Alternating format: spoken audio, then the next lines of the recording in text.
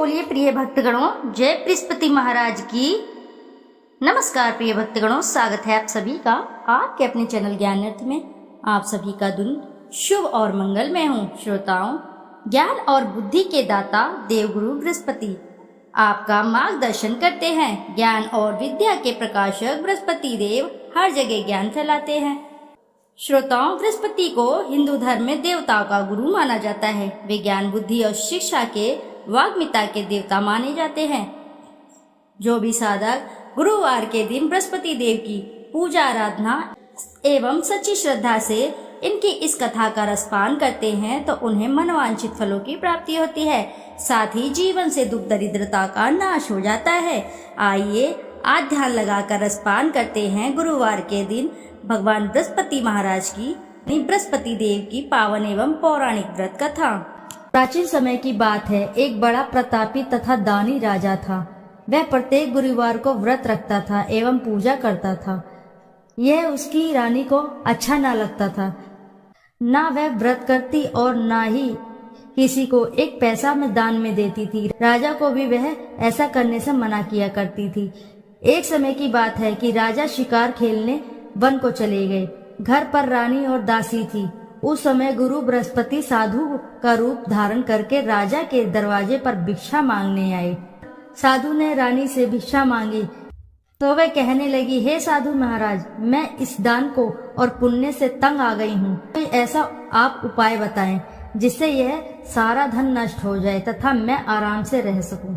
साधु रूपी बृहस्पति देव ने कहा, हे देवी, तुम बड़ी विचित्र हो। संतान और धन से भी कोई दुखी होता है। अगर तुम्हारे पास धन अधिक है तो इसे शुभ कार्य में लगाओ जिससे तुम्हारे दोनों लोग सुधरें। परंतु साधु की इन बात से रानी खुश नहीं हुई। उसने कहा, मुझे ऐसे धन की आवश्यकता नहीं जिसे मैं अन्य लोगों को दान दूं तथा जिसको संभालने में ही मेरा सारा समय नष्ट हो जाए। साधु ने कहा, यदि तुम्हारी ऐसी ही इच्छा है तो जैसा मैं तुम्हें बताता हूँ तुम वैसा ही करना। बृहस्पतिवार के दिन घर को गोबर से लीपना, अपने केशों को पीली मिट्टी से धोना, केशों को धोते समय स्नान करना, राजा से हजामत बनाने को कहना, भोजन में मांस मदिरा खाना, कपड़ा धोबी के यहाँ धुलने के डालना। इस प्रकार 7 बृहस्पतिवार करने से तुम्हारा सब धन नष्ट हो जाएगा। इतना कहकर साधु बने बृहस्पति देव अंतर्धान हो गए। साधु के कहे अनुसार करते हुए रानी को केवल 3 बृहस्पतिवार दिन ही बीते थे कि उसकी समस्त धन संपत्ति नष्ट हो गई। भोजन के लिए परिवार तरसने लगा। एक दिन राजा रानी से बोला, हे रानी, तुम यहीं रहो, मैं दूसरे देश को जाता हूँ क्योंकि यहाँ पर मुझे सभी जानते हैं, इसलिए मैं यहाँ पर कोई छोटा कार्य नहीं कर सकता। ऐसा कहकर राजा परदेश चला गया। वहाँ वह जंगल से लकड़ी काट कर लाता, शहर में बेचता। इस तरह वह अपना जीवन व्यतीत करने लगा। इधर राजा के बिना रानी और दासी दुखी रहने लगी। एक समय जब रानी और दासियों को 7 दिन बिना भोजन के रहना पड़ा तो रानी ने अपनी दासी से कहा, हे दासी, पास ही के नगर में मेरी बहन रहती है, वह बड़ी धनवान है, तू उसके पास जा और कुछ ले आ ताकि थोड़ा बहुत गुजर बसर हो जाए। दासी रानी की बहन के पास गई। उस दिन बृहस्पतिवार था। रानी की बहन उस समय बृहस्पतिवार की कथा सुन रही थी। दासी ने रानी की बहन को अपनी रानी का संदेश दिया, लेकिन रानी की बहन ने कोई उत्तर नहीं दिया। जब दासी को रानी की बहन से कोई उत्तर नहीं मिला तो वह बहुत ही दुखी हुई। उसे क्रोध भी आया। दासी ने वापस आकर रानी को सारी बात बता दी। सुनकर रानी ने अपने भाग्य को कोसा। उधर रानी की बहन ने सोचा कि मेरी बहन की दासी आई थी परंतु मैं उससे नहीं बोली, इससे वह बहुत ही दुखी हुई होगी। कथा सुनकर और पूजन समाप्त कर वह अपनी बहन के घर गई और कहने लगी, हे बहन, मैं बृहस्पतिवार का व्रत कर रही थी, तुम्हारी दासी गई, परंतु जब तक कथा होती है तब तक न उठते हैं न बोलते हैं, इसलिए मैंने नहीं बोला। कहो दासी क्यों आई थी? रानी बोली, हमारे घर में अनाज नहीं था। ऐसा कहते रानी की आंखें भर आई। उसने दासियों के समेत भूखा रहने की भी बात अपनी बहन को बता दी।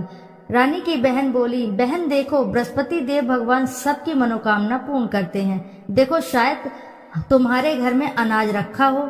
यह सुनकर दासी घर के अंदर गई तो वहां उसे एक घड़ा अनाज भरा मिला। उसे बड़ी हैरानी हुई क्योंकि उसने एक एक बर्तन देख लिया था। उसने बाहर आकर रानी को बताया। दासी रानी से कहने लगी, हे रानी, जब हमको अन्न नहीं मिलता है तो हम व्रत ही तो करते हैं, इसलिए क्यों न इनसे व्रत और कथा की विधि पूछ ली जाए, हम भी व्रत किया करेंगे। दासी के कहने पर रानी ने अपनी बहन से बृहस्पतिवार के व्रत के बारे में पूछा। उसकी बहन ने बताया, बृहस्पतिवार के व्रत में चने की दाल और मुनक्का से विष्णु भगवान को केले की जड़ में पूजन करें तथा दीपक जलावें, पीला भोजन करें तथा कथा सुने। इससे गुरु भगवान बृहस्पति प्रसन्न होते हैं, मनोकामना पूर्ण करते हैं। व्रत और पूजन की विधि बताकर रानी की बहन अपने घर लौट गई। रानी और दासी दोनों ने निश्चय किया कि बृहस्पति देव भगवान का पूजन जरूर करेंगे। 7 रोज बाद जब बृहस्पतिवार आया तो उन्होंने व्रत रखा। गुड़साल में जाकर चना और गुड़ बीन लाई तथा उसकी दाल से केले की जड़ तथा विष्णु भगवान का पूजन किया। अब पीला भोजन कहाँ से है? दोनों बड़ी ही दुखी हुई, परंतु उन्होंने व्रत किया था, इसलिए बृहस्पति देव भगवान प्रसन्न थे। एक साधारण व्यक्ति के रूप में वे 2 थालों में सुंदर पीला फूल लेकर आए और दासी को देकर बोले, हे दासी, यह भोजन तुम्हारे लिए है, तुम्हारी रानी के लिए है, इसे तुम दोनों ग्रहण करना। दासी भोजन पाकर बहुत ही प्रसन्न हुई। उसने रानी को सारी बात बताई। उसके बाद वे प्रत्येक बृहस्पतिवार को गुरु भगवान का व्रत और पूजन करने लगी। बृहस्पति भगवान की कृपा से उनके पास फिर से धन हो गया, परंतु फिर रानी पहले की तरह आलस्य करने लगी। तब दासी बोली, देखो रानी, तुम पहले भी इस प्रकार का आलस्य करती थी, तुम्हें धन के रखने में कष्ट होता है, इस कारण सभी धन नष्ट हो गया। अब गुरु भगवान की कृपा से धन मिला है तो फिर भी तुम्हें आलस्य आ रहा है। बड़ी मुसीबतों के बाद हमने यह धन पाया है, इसलिए हमें दान पुण्य करना चाहिए। अब तुम भूखे मनुष्य को भोजन कराओ, प्याऊ लगवाओ, ब्राह्मणों को दान दो, कुआं, तालाब, बावड़ी आदि का निर्माण करवाओ, मंदिर पाठशाला बनवाकर ज्ञान दान दो, कुंवारी कन्याओं का विवाह करवाओ, अर्थात धन को शुभ कार्यों में खर्च करो, जिससे तुम्हारे कुल का यश बढ़े और स्वर्ग प्राप्त हो और पितृ प्रसन्न हो। दासी की यह बात सुनकर रानी शुभ कर्म में लग गई। उसका यश फैलने लगा। एक दिन रानी और दासी आपस में विचार करने लगी कि ना जाने राजा किस दशा में होंगे।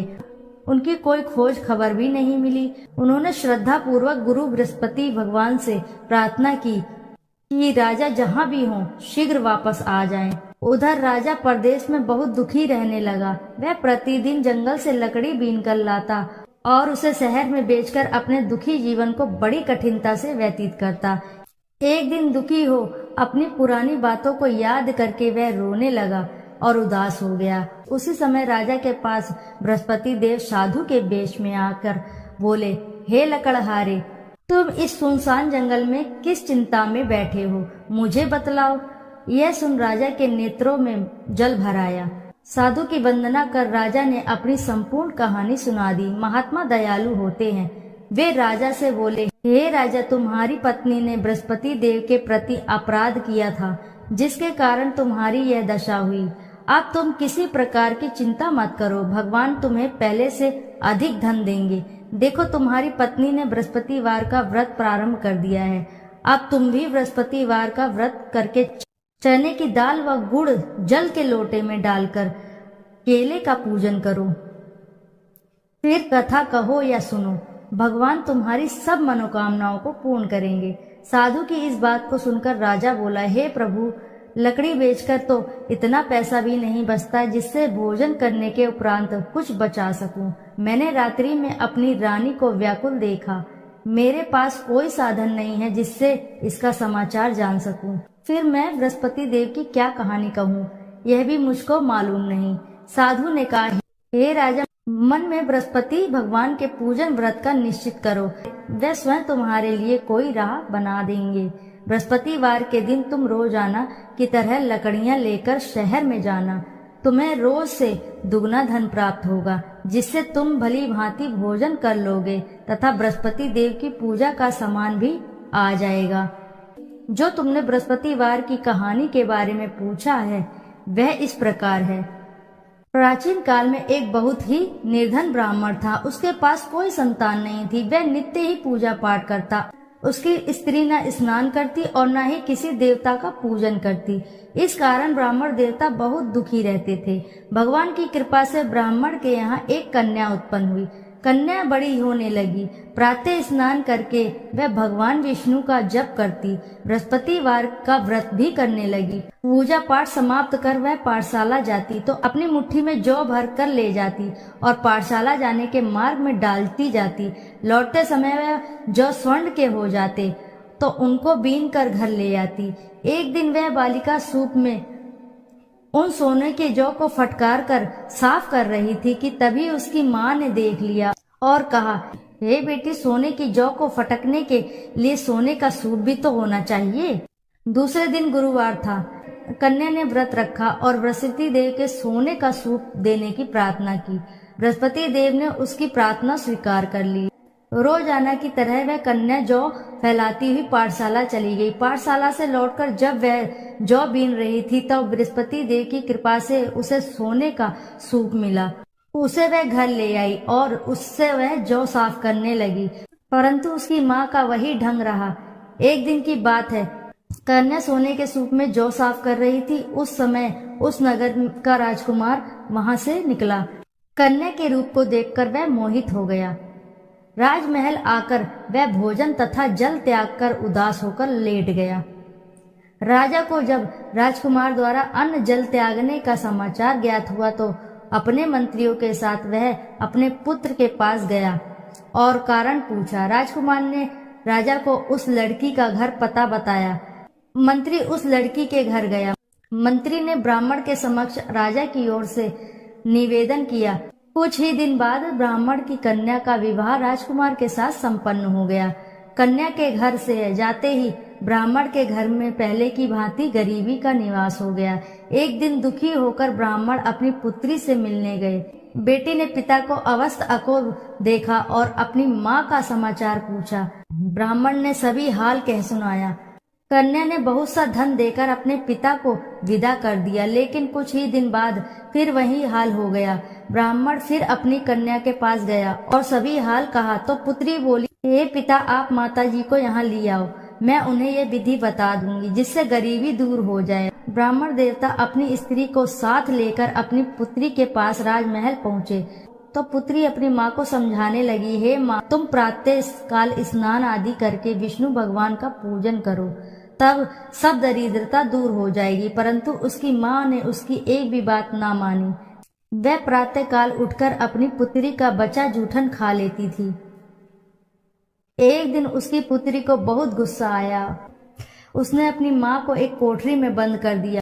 प्रातः उसे स्नान आदि करा के पूजा पाठ करवाया तो उसकी माँ की बुद्धि ठीक हो गई। इसके बाद वह नियम से पूजा पाठ करने और प्रत्येक बृहस्पतिवार को व्रत रखने लगी। इस व्रत के प्रभाव से मृत्यु के बाद वह स्वर्ग को गई। वह ब्राह्मण भी सुखपूर्वक इस लोक का सुख भोग कर स्वर्ग को प्राप्त हुआ। इस तरह कहानी कहकर साधु देवता वहां से लोप हो गए। धीरे धीरे समय व्यतीत होने पर फिर बृहस्पतिवार का दिन आया। राजा जंगल से लकड़ी काटकर शहर में बेचने गया।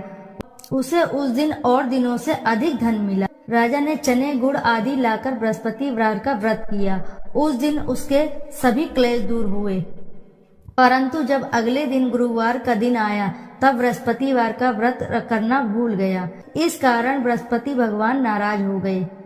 उस दिन उस नगर के राजा ने विशाल यज्ञ का आयोजन किया था। अपने समस्त राज्य में घोषणा करवा दी थी कि सभी मेरे यहाँ भोजन करके आएंगे, किसी के घर चूल्हा नहीं जलेगा। इस आज्ञा को जो नहीं मानेगा उसको फांसी दे दी जाएगी। राजा के अनुसार राज्य के सभी वासी भोज में सम्मिलित हुए, लेकिन लकड़हारा कुछ देर में पहुंचा, इसीलिए राजा उसको अपने साथ महल में ले गए। राजा लकड़हारे को भोजन करा रहे थे तो रानी की दृष्टि उस खूंटी पर पड़ी जिस पर उसका हार लटका हुआ था। उसे हार खूंटी पर लटका दिखाई ही नहीं दिया। रानी को निश्चय हो गया कि मेरा हार इस लकड़हारे ने चुरा लिया है। उसी समय सैनिक बुलवाकर उसको जेल में डलवा दिया। लकड़हारा जेल में विचार करने लगा कि न जाने कौन से पूर्ण जन्म के कर्म मुझे यह दुख प्राप्त हुआ। जंगल में मिले साधु को याद करने लगा। तत्काल बृहस्पति देव साधु के रूप में प्रकट हो गए और कहने लगे, अरे मूर्ख, तूने बृहस्पति देवता की कथा नहीं की, इसी कारण तुझे दुख प्राप्त हुआ। अब चिंता मत कर, बृहस्पतिवार के दिन जेल खाने के दरवाजे पर तुझे 4 पैसे जड़े मिलेंगे, उनसे तू बृहस्पति की पूजा करना तो तेरे सभी कष्ट दूर हो जाएंगे। अगले बृहस्पतिवार उसे जेल के द्वार पर 4 पैसे मिले। राजा ने पूजा का सामान मंगवाकर कथा कही और प्रसाद बांटा। उसी रात्रि में बृहस्पति देव ने उस नगर के राजा को स्वप्न में कहा, हे राजा, तूने जिसे जेल में बंद किया है उसे कल छोड़ देना, वह निर्दोष है। राजा प्रातःकाल उठा और खूंटी पर हार टंगा देखकर लकड़हारे को बुलाकर क्षमा मांगी तथा राजा के योग्य सुंदर वस्त्र और आभूषण भेंटकर उसे विदा किया। गुरुदेव की आज्ञा अनुसार राजा अपने नगर को चल दिया। राजा जब नगर के निकट पहुंचा तब उसे बड़ा ही आश्चर्य हुआ। नगर में पहले से अधिक बाग, तालाब और कुएं तथा बहुत सी धर्मशालाएं, मंदिर आदि बने हुए थे। राजा ने पूछा कि यह किसका बाग और धर्मशाला है? तब नगर के सब लोग कहने लगे कि ये सब रानी और दासी द्वारा बनवाए गए हैं। राजा को आश्चर्य हुआ और गुस्सा भी आया कि उसकी अनुपस्थिति में रानी के पास धन कहाँ से आया होगा। जब रानी ने यह खबर सुनी कि राजा आ रहे हैं तो उसने अपनी दासी से कहा, हे दासी, देख राजा हमको कितनी बुरी हालत में छोड़ गए थे, वह हमारी ऐसी हालत देखकर न लौट जाएं, इसलिए तू दरवाजे पर खड़ी हो जा। रानी की आज्ञा अनुसार दासी दरवाजे पर खड़ी हो गई और जब राजा आए तो उन्हें अपने साथ महल में ले गई। तब राजा ने क्रोध करके अपनी तलवार निकाली और पूछने लगा, बताओ यह धन तुम्हें कैसे प्राप्त हुआ? तब रानी ने सारी कथा सुनाई। राजा ने निश्चय किया कि मैं रोजाना दिन में 3-4 बार कथा कहूंगा और सुनूंगा तथा रोज व्रत किया करूंगा। अब हर समय राजा के दुपट्टे में चने की दाल बंधी रहती थी तथा दिन में 3 बार कथा कहता। एक रोज राजा ने विचार किया कि चलो अपनी बहन के यहाँ हो आऊं। इस तरह का निश्चय कर राजा घोड़े पर सवार होकर अपनी बहन के यहाँ चल दिया। मार्ग में उसने देखा कि कुछ आदमी एक मुर्दे को ले जा रहे हैं। उन्हें रोककर राजा कहने लगा, अरे भैया, मेरी बृहस्पति की कथा सुन लो। वे बोले, लो, हमारा तो आदमी मर गया, इसको अपनी कथा की पड़ी है। परंतु कुछ आदमी बोले, अच्छा कहो, हम तुम्हारी कथा भी सुन लेंगे। राजा ने दाल निकाली और कथा कहनी शुरू कर दी। जब कथा आधी हुई तो मुर्दा हिलने लगा और जब कथा समाप्त हुई तो राम राम करके वह मुर्दा खड़ा हो गया। राजा आगे बढ़ा। उसे चलते चलते शाम हो गई। आगे मार्ग में उसे एक किसान खेत में हल चलाता मिला। राजा ने उससे कथा सुनने का आग्रह किया, लेकिन वह नहीं माना। राजा आगे चल पड़ा। राजा के हटते ही बैल पछाड़ खाकर गिर गए तथा किसान के पेट में बहुत जोर से दर्द होने लगा। उसी समय किसान की पत्नी रोटी लेकर आई। उसने जब देखा तो अपने पुत्र से सब हाल पूछा। बेटे ने सभी हाल बताया। बुढ़िया दौड़ी दौड़ी उस घुड़सवार के पास गई और उससे बोली, मैं तेरी कथा सुनूंगी, तू अपनी कथा मेरे खेत पर ही चलकर कहना। राजा ने लौटकर बुढ़िया के खेत पर जाकर कथा कही, जिसके सुनते ही बैल खड़े हो गए तथा किसान के पेट का दर्द भी ठीक हो गया। राजा अपनी बहन के घर पहुंच गया। बहन ने भाई की खूब मेहमानी की। दूसरे रोज प्रातःकाल राजा जागा तो वह देखने लगा कि सब लोग भोजन कर रहे हैं। राजा ने अपनी बहन से जब पूछा, ऐसा कोई मनुष्य है जिसने भोजन नहीं किया हो, जो मेरी बृहस्पतिवार की कथा सुन ले? बहन बोली, हे भैया, यह देश ऐसा ही है। पहले यहाँ के लोग भोजन करते हैं, बाद में अन्य काम करते हैं। फिर वह एक कुम्हार के घर गई जिसका लड़का बहुत ही बीमार था। उसे मालूम हुआ कि उसके यहाँ 3 दिन से किसी ने भोजन नहीं किया है। रानी ने अपने भाई की कथा सुनने के लिए कुम्हार से कहा। वह तैयार हो गया। राजा ने जाकर बृहस्पतिवार की कथा कही, जिसको सुनकर उसका लड़का ठीक हो गया। अब तो रोज राजा की प्रशंसा होने लगी। एक दिन राजा ने अपनी बहन से कहा, हे बहन, मैं अब अपने घर जाऊंगा, तुम भी तैयार हो जाओ। राजा की बहन ने अपनी सास से अपने भाई के साथ जाने की आज्ञा मांगी। सास बोली, चली जाओ, परंतु अपने लड़के को मत ले जाना, क्योंकि तेरे भाई के कोई संतान नहीं होती। बहन ने अपने भाई से कहा कि हे भैया, मैं तो चलूंगी, परंतु कोई बालक नहीं जाएगा। अपनी बहन को भी छोड़कर दुखी मन से राजा अपने नगर को लौट आया। राजा ने अपनी रानी से सारी कथा बताई और बिना भोजन किए वह शैया पर लेट गया। रानी बोली, हे प्रभु, बृहस्पति देव ने हमें सब कुछ दिया है, वे हमें संतान भी अवश्य ही देंगे। उसी रात बृहस्पति देव ने राजा को स्वप्न में कहा, हे राजा, उठ, सभी सोच त्याग दे, तेरी रानी गर्भवती है। राजा को यह सुनकर बड़ी ही खुशी हुई। 9वें महीने रानी के गर्भ से एक सुंदर सा पुत्र पैदा हुआ। तब राजा बोला, हे रानी, स्त्री बिना भोजन के रह सकती है, परंतु तुम बिना कहे नहीं रह सकती। जब मेरी बहन आए तुम उससे कुछ मत कहना। रानी ने हाँ कर दी। जब राजा की बहन ने यह शुभ समाचार सुना तो वह बहुत खुश हुई तथा बधाई लेकर अपने भाई के यहाँ आई। रानी ने तब उसे आने का अलाना दिया। जब भाई अपने साथ ला रहे थे तब टाल गई, उनके साथ ना आई और आज अपने आप ही भागी भागी बिना बुलाए आ गई। तो राजा की बहन बोली, भाई, मैं इस प्रकार ना कहती तो तुम्हारे घर औलाद कैसे होती।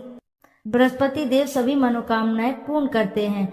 जो सद्भावना पूर्वक बृहस्पतिवार का व्रत करता है एवं कथा पढ़ता है अथवा सुनता है और दूसरों को सुनाता है, बृहस्पति देव उसकी सभी मनोकामनाएं पूर्ण करते हैं, उनकी सदैव रक्षा करते हैं। जो संसार में सद्भावना से गुरु का पूजन एवं व्रत सच्चे मन से और सच्चे हृदय से करते हैं, जैसे सच्ची भावना से रानी और राजा ने बृहस्पति देव की कथा का गुणगान किया तो उनकी सभी इच्छाएं बृहस्पति ने पूर्ण की। अनजाने में भी बृहस्पति देव की उपेक्षा ना करें, ऐसा करने से सुख शांति नष्ट हो जाती है। इसलिए सबको कथा सुनने के बाद प्रसाद लेकर जाना चाहिए। हृदय से उनका मनन करते हुए जयकारा बोलना चाहिए। इति श्री बृहस्पतिवार व्रत कथा। बोलो जय श्री हरि।